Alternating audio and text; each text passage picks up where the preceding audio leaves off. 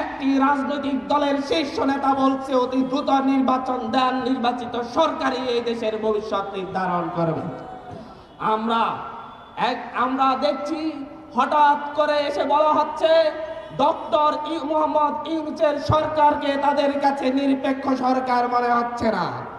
তারা নতুন নিরপেক্ষ সরকার চায়, যেই সরকার ১/১১-তে যেরকম ভাবে কারচুপির নির্বাচনের মধ্য দিয়ে আওয়ামী লীগকে ক্ষমতার মসনদে বসিয়ে দিয়েছিল, বাংলাদেশকে তাদের ভারতের দাসত্বের শৃঙ্খলা আবদ্ধ করেছিল, সেই রকম একটি নির্বাচনের মধ্য দিয়ে তাদেরকে যেন এমন একটি সরকার দেয়া হয় নিরপেক্ষ সরকারের নামে, যেটা তাদেরকে নিশ্চিত ক্ষমতায় বসিয়ে দিবে, সেই রকম সরকার তারা চায়।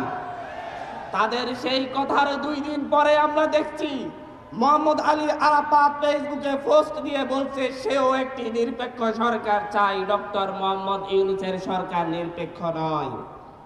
আমরা দেখছি আপনাদের ভাষার সাথে আওয়ামী লীগের ভাষা মিলে যাচ্ছে, আপনাদের লক্ষ্য উদ্দেশ্যের সাথে দিল্লির দালালদের লক্ষ্য উদ্দেশ্য মিলে যাচ্ছে। ফ্যাসিবাদের বিরুদ্ধে বাংলাদেশের মানুষ, বাংলাদেশের সকল রাজনৈতিক দল ফ্যাসিস্টের বিরুদ্ধে নাহিদ ইসলামের নেতৃত্ব মেনে নিয়ে রাজপথে নেমে এসেছিল।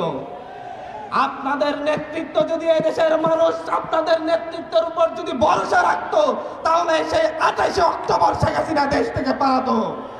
আপনারা সেদিন পল্টন ময়দানের সেই লক্ষ লক্ষ মানুষদেরকে টিয়ার গ্যাসের সামনে পেলে মঞ্চ থেকে পালিয়েছেন এই দেশের মানুষ বলে যায়নি।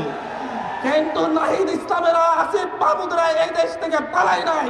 তারা 3রা আগস্ট, 4টা আগস্ট, 5ই আগস্ট প্রতিটি দিন রাজপথে ছিল।